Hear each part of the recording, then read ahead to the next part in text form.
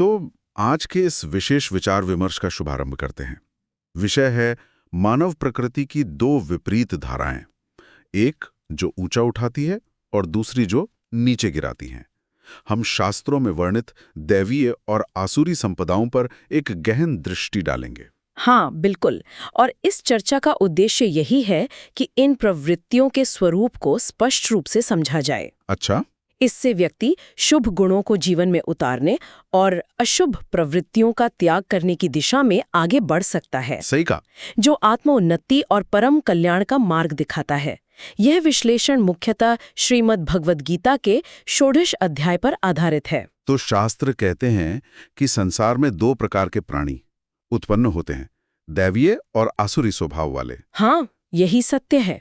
एक स्वभाव मुक्ति की ओर ले जाता है, जबकि दूसरा आत्मा को बंधन में डालता है। बंधन में? हाँ, जिसे दैवीय संपत्ति कहा गया है, वो सात्विक प्रकृति की है। सात्विकी अर्थात सत्व गुण प्रधान, और ये मोक्ष प्रदान करने वाली मानी गई है। अच्छा। ये होती हैं। तो दैवी गुण कौन से हैं? कुछ उदाहरण? हाँ, दैवी गुणों में प्रमुख है अभय, अर्थात किसी भी प्रकार के भय से रहित होना।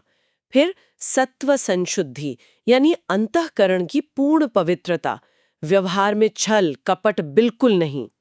ज्ञान योग व्यवस्थिति, अर्थात तत्व ज्ञान को समझने और उसे आचरण में लाने के अभ्यास में दृढ़ता से स्थित रहना। ज्ञान और योग में निष्ठा। बिल्कुल। इनके अतिरिक्त अहिंसा, सत्य भाषण जैसे गुण भी इसी श्रेणी में आते हैं। शास्त्र इन्हीं गुणों को विकसित करने का उपदेश देते हैं। और यहीं से विषय थोड़ा गहन होता है। जहां देवी गुण प्रकाश की ओर ले जाते हैं, वहीं आसुरी स्वभाव के भी कुछ स्पष्ट लक्षण बताए गए हैं। हाँ, बताए गए हैं। जैसे दंभ अर्थात पाखंड या दिखावा करना, दर्प यानी घमंड या अभिमान, क्रोध तो है ही, और अज्ञान यानी सही गलत का विवेक ही न होना। तो ऐसे लोगों की सोच कैसी होती है? विश्व को कैसे देखते हैं वे? उनकी पूरी विश्व दृष्टि ही कह सकते हैं विकृत हो जाती है। विकृत कैसे? ऐसे स्वभाव वाले लोग संसार को असत्य मानते हैं, बिना किसी स्थायी नैतिक आधार वाला, मतलब अप्रतिष्ठ समझते हैं। अच्छा। और किसी परम सत्ता या ईश्वर के अस्तित्व को नकारते हैं, अनीश्वरवादी होते हैं। कोई ईश्वर नहीं। हाँ, उनका मानना होता है कि ये सृष्टि केवल स्त्री पुरुष के संयोग से, अर्थात कामेच्छा से उत्पन्न हुई है। इसके पीछे धर्म या कर्म जैसा कोई उच्चतर कारण वे नहीं मानते। और इस प्रकार की सोच का परिणाम क्या होता है फिर? परिणाम बहुत भयानक होता है। वे नष्टात्मा हो जाते हैं, अर्थात उनका आत्म स्वभाव ही नष्ट हो जाता है। नष्टात्मा? उनकी बुद्धि संकुचित हो जाती है, छोटी सोच वाले, अल्प बुद्धि, और वे क्रूर तथा हिंसक कर्मों में यानी उग्र कर्मों में प्रवृत्त होते हैं। अच्छा। वे कभी पूरी न होने वाली कामनाओं, जिन्हें दुष्पूर्णीय काम कहा गया है, उनके पीछे भागते हैं, भ्रम में जीते हैं, मोह में, और बुरे निश्चयों, असद्ग्राहों से प्रेरित होते हैं। तो उनकी मानसिकता कैसी होती है? उनकी मानसिकता वो कुछ ऐसी बन जाती है, मैं ही ईश्वर हूँ, सब भोग मेरे लिए हैं, मैं सबसे शक्तिशाली हूँ, मेरे समान और कौन है, इस प्रकार का अहंकार। इसका अनिवार्य परिणाम होता है मोह के जाल में बुरी तरह फंस जाना, मोहजा समावृता। हाँ। वे क्षणिक इंद्रिय सुखों के भोग में अत्यंत आसक्त हो जाते हैं, काम भोगेषु प्रसक्ता, और अंततः अपने कर्मों के फलस्वरूप अपवित्र नरकों में गिरते हैं।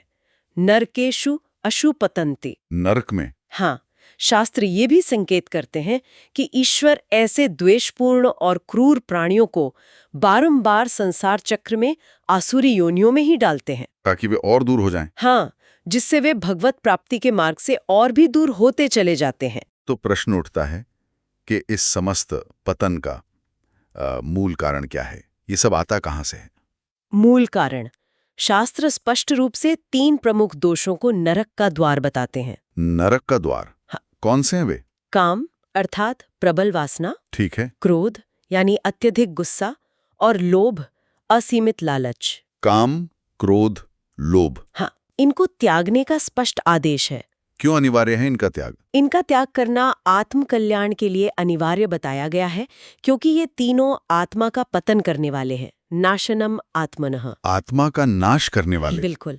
ये कल्याण यानी श्रेयस के मार्ग में और परम गति की प्राप्ति में सबसे बड़ी बाधाएं हैं। अच्छा। जब मनुष्य इन तीनों दोषों से मुक्त हो जाता है तभी वह अपने वास्तविक कल्याण के लिए आचरण कर पाता है और परम पद की ओर बढ़ सकता है। हाँ, और परम पद को प्राप्त करने की दिशा में आगे बढ़ सकता है। तो फिर समाधान क्या है? यदि काम, क्रोध और लोभ त्यागने हैं तो सही मार्ग क्या है? सही मार्ग, यहाँ शास्त्र के मार्गदर्शन का महत्व बताया गया है। शास्त्र? हाँ, कर्तव्य और अकर्तव्य का निर्णय करने में शास्त्र ही प्रमाण है। अच्छा, अर्थात क्या करें क्या न करें ये शास्त्र से जाने। बिल्कुल। जो व्यक्ति शास्त्र की विधि को छोड़कर अपनी इच्छा के अनुसार मनमाना आचरण करता है, हाँ, उसे न तो जीवन में सफलता यानी सिद्धि मिलती है, न सुख और न ही परम गति। तो निष्कर्ष यही है कि शास्त्र ही प्रमाण है। अतः निष्कर्ष यही है, क्या करना चाहिए और क्या नहीं, इसकी व्यवस्था में शास्त्र ही हमारे लिए प्रमाण है। सही। शास्त्र के विधान को ठीक से जानकर ही कर्म करना उचित है। और अपनी इन आसुरी प्रवृत्तियों से कैसे निपटें? हाँ, उसके लिए आत्मनिरीक्षण आवश्यक है, दृढ़ संकल्प चाहिए, प्रतिपक्ष भावना का अभ्यास करना चाहिए। प्रतिपक्ष भावना अर्थात अशुभ विचारों के स्थान पर शुभ विचारों का अभ्यास करना। और विवेक का प्रयोग तो सदा ही आवश्यक है। तो इस संपूर्ण चर्चा का सार ये हुआ कि जीवन में उन्नति के लिए दैवीय और आसुरी इन दो भिन्न मार्गों को समझना, हाँ, और विशेष रूप से आसुरी मार्ग के मूल काम, क्रोध और लोभ को समझना अत्यंत आवश्यक है। बिल्कुल सही। और इस यात्रा में शास्त्र का ज्ञान ही दिशा दिखाने वाला यंत्र है। हाँ, एक दिशा सूचक यंत्र के समान। तो इसका हमारे लिए क्या अर्थ हुआ? व्यावहारिक रूप से इसका सीधा अर्थ है कि अपने भीतर उपस्थित आसुरी लक्षणों को पहचानना होगा। पहले पहचानना? हाँ, फिर पूरी सजगता के साथ उनका त्याग करने का प्रयत्न करना होगा और शास्त्र द्वारा बताए गए दैवी गुणों को धारण करने का अभ्यास करना होगा। सही। इसी मार्ग पर चलकर आंतरिक शांति और जीवन के परम लक्ष्य की प्राप्ति संभव है। और अंत में सबके लिए एक विचारणीय प्रश्न छोड़ जाते हैं। हम अपने प्रतिदिन के जीवन में, अपने व्यवहार में इन सूक्ष्म आसुरी प्रवृत्तियों जैसे अभिमान, क्रोध या लोभ के छोटे छोटे रूपों को कैसे पहचान सकते हैं? यह महत्वपूर्ण प्रश्न है। और कैसे छोटे छोटे प्रयासों द्वारा ही सही, शास्त्र द्वारा निर्देशित दैवी गुणों जैसे सरलता, सत्य या अहिंसा का अभ्यास आरंभ कर सकते हैं।